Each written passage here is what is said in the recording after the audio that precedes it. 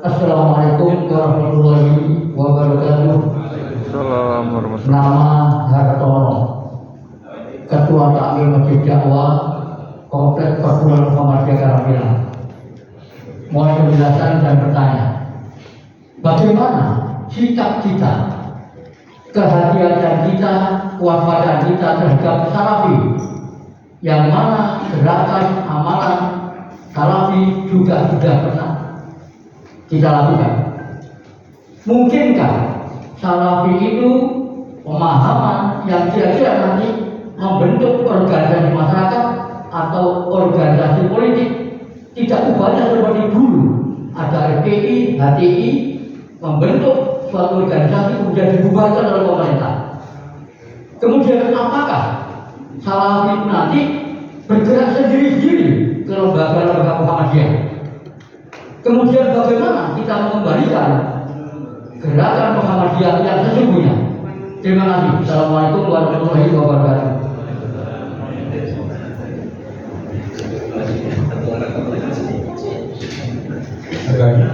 Yang banyak satu orang ya. Bapak mestinya setelah yang kedua itu karena ilmunya lebih dalam, lebih sepuh, keluar duluan ya kedua.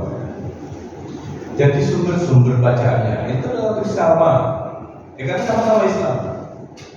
Kalau dengan Syiah saya kira beda ya, hadisnya beda. Abu Hurairah kalau di Syiah tidak dianggap sebagai periwayat hadis karena dia pembohong. Tapi kalau di Sunni kan dia seorang tokoh yang sangat populer, meriwayatkan banyak hadis dan seterusnya. Sama, apalagi sama-sama punya prinsip al-rujuk ila Al-Quran wa Sunnah. Sama, kitabnya sama. Hanya cara memahaminya, cara mengaktualisasikannya itu berbeda. Muhammadiyah itu kekuatan akalnya dalam memahami teks itu kuat, Salafi tidak. Akal tidak boleh ikut terlibat. Akal disimpan dulu, yang penting wahyu adalah yang sumber pertama dan sumber terakhir. Kalau tidak ada dasarnya, orang Salafi nggak mau jawab, tidak mau jawab. Nah, maka sebenarnya banyak kesamaan. Praktek-praktek keagamannya juga banyak kesamaan. Ya bedanya ya sedikit. Yang jelas bedanya adalah hari raya yang berbeda. Kalau kita ikut perhitungan hisab, kalau Salafi ikut pemerintah, dimanapun Salafi tidak ikut Saudi Arabia tapi ikut pemerintah Indonesia, itu pasti tidak Salafi kalau dia bikin sendiri. Itu bedanya. Bukan dikatakan Salafi atau bukan, memang itu manhajnya begitu. Nah, pemerintah harus diikuti. Kalau kita kan definisi politik amri saja kan punya makna yang lain. Dalam urusan agama ya ahli agama yang bicara. Urusan politik ya biarkan negara yang bicarakan. Menteri Agama kan tidak ada jaminan dia orang yang paling ahli dalam bidang agama. Menteri Agama kita sekarang kan pernah kuliah di UI walaupun tidak lulus. Ya dia pesantren, tapi kan latar belakang pendidikannya kan pendidikan sosiologi kalau tidak salah dia. Ya walaupun S1 nggak lulus, ya. Tapi pinter. Kalau nggak pinter kan nggak jadi menteri agama. Lalu dengan cara begini ini maka bedanya adalah pandangan-pandangan dalam banyak hal. Di selain kesamaan-kesamaan tadi itu yang tadi saya sampaikan samanya di sini, bedanya di sini. Apakah dia kelak akan menjadi ormas atau apa? Enggak. Kalau dia salah tidak akan. Karena itu haram. Di Arab itu haram partisipasi politik. Tidak pernah ada pemilu, tidak ada partai politik. Partai politik itu adalah bid'ah, haram, tidak boleh. Karena raja kan tidak perlu dipilih. Di Indonesia kalau tidak ada politik, sudah ada politik, partai politik saja republik tapi rasa kerajaan kok. Apalagi tidak ada, itu kan makin parah Indonesia. Ini kan kita politik dan republik tapi rasa kerajaan. Sementara Inggris kerajaan tapi rasa republik, itu demokrasi. Kalau tidak rasa kerajaan, apalagi yang pantas untuk dikatakan untuk kita. Saya tidak sebut yang itu ya. Nah, apalagi jadi ormas, justru Muhammadiyah itu disoal karena berupa ormas ini. Struktur ini tidak boleh ada. Nah, maka tidak maunya Salafi dan Muhammadiyah itu pada bidang-bidang itu tidak akan. Nah, terakhir dia akan terus mendekat kepada Muhammadiyah. Saya yakin karena tidak punya properti yang cukup. Walaupun sudah mulai ada dan sponsornya kuat, tapi kalau itu diberikan pada Salafi dan dikelola oleh Salafi, banyak resistensi di Indonesia. Di Indonesia ini, kalau itu ikut Kementerian Agama, kalau bikin pesantren, ini ikut NU atau ikut Muhammadiyah. Kalau nggak ada dua itu nggak bisa. Ada template-nya di pendaftaran pesantren itu menang. Kalau tidak NU, Muhammadiyah. Masjid juga begitu. Kalau masjid ini masjid apa? Wah, kita bukan Muhammadiyah, bukan NU, digerutuk sama masyarakat. Terutama oleh adiknya NU, adiknya Muhammadiyah. Itu bukan gerutuk. Nah, Muhammadiyah tidak terlalu begitu agak sopan Muhammadiyah.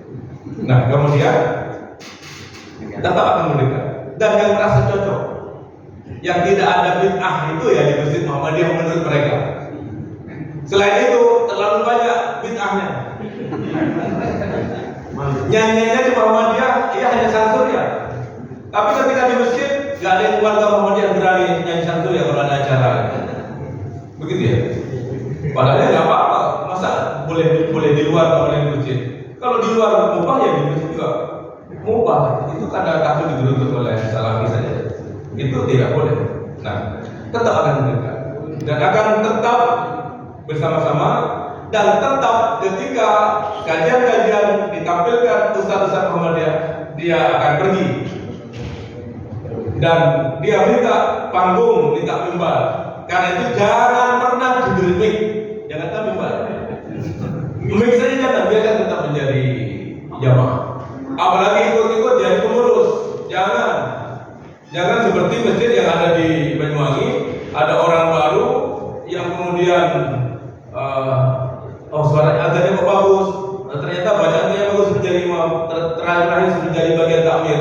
Justru mereka yang menjadi duri dalam daging di Muhammadiyah. Karena itu betul, takmir wajib hukumnya punya NBM. Kalau perlu NBM-nya di bawah 1 juta. Kalau di atas juta kan baru ajaran. Tapi sekarang hampir semuanya 1 juta. Itu penting untuk menjaga eksistensi Muhammadiyah agar tetap menjadi tuan rumah di rumah sendiri. Jangan sampai kita membangun rumah Muhammadiyah tetapi kemudian kita hanya boleh duduk di teras sementara di dalam orang lain yang menempati. Begitu nistanya dan nistamanya kalau kita begitu. Dan itu sangat mungkin kalau kita tidak hati-hati. Dan banyak kasus di mana-mana. Maka amankan sertifikat wakaf Muhammadiyah masjidnya. Yang kedua, warga Muhammadiyah ada rajin mengisi masjid. Kalau tidak rajin, maka orang lain yang mengisi. Bacaan Qur'annya harus bagus, dipastikan imam Muhammadiyah bacaannya setidaknya seperti Saint-Jules. Dan itu banyak. Akhirnya kan kita apalagi seperti Bandar Balila yang lebih enak, lebih sejuk. Itu saya kira akan banyak yang datang. Dan jangan orang lain yang kemudian dianggap punya kemampuan tapi belum jelas kalau diberi panggung, apalagi diberi mimbar. Saya kira kita harus sama dengan sikap NU pada masa yang jadi. Kalau masjid NU dimasuki oleh orang Muhammadiyah, paling-paling yang hilang mimbar dan duduknya. Tapi kalau gerakan-gerakan baru itu termasuk masuk dari masjid NU, yang hilang sak masjid-masjidnya. Sama dengan kita punya sikap. Kalau dimasuki orang yang seperti itu, saya kira juga kita harus rela satu saat kita hanya boleh di teras masjid sementara semuanya sudah dikuasai oleh mereka. Itu saya kira, tapi jangan larang masjid kita ditempati oleh mereka semua. Terima kasih dan saya senang sekali sampai jam sekian padahal saya harus melanjutkan perjalanan ke Madiun besok pagi, kajian Ahad pagi di Madiun. Tapi topiknya bisa sudah bukan Salafi. Kenapa? Ini jangan besar. Kenapa? Karena jemaahnya juga banyak Salafi. Masya